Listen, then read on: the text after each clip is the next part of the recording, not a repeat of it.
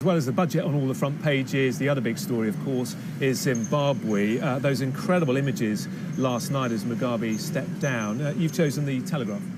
Absolutely, and I think, on a lot of the front pages has actually pushed the budget down to the second story, because it's a huge story.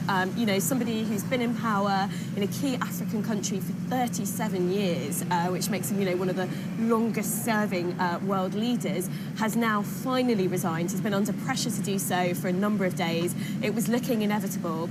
And the scenes of jubilation, I think, that we're seeing from Zimbabwe just show the extent to which Zimbabweans have really been waiting for this moment for years. I think there's a lot of uncertainty, though, for them about what comes next. There's a lot of optimism and hope in the country, but there's a question about who will the successor be. Will it be more of the same, or will it be somebody who really kind of invests in the Zimbabwean economy? There's huge amounts of potential there. It's one of the African countries with an incredibly high rate of literacy, but I think there are questions about corruption and what comes next. Indeed.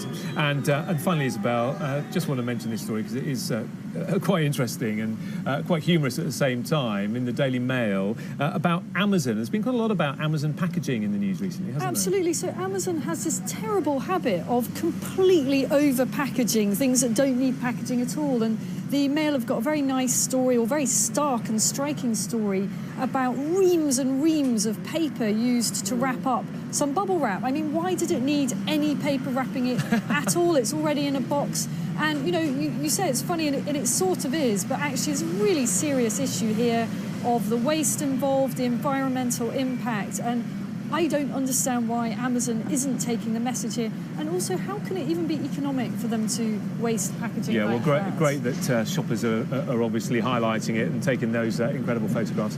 Thank you both very much indeed. We'll speak to you again in an hour's time. Very mild here in Westminster.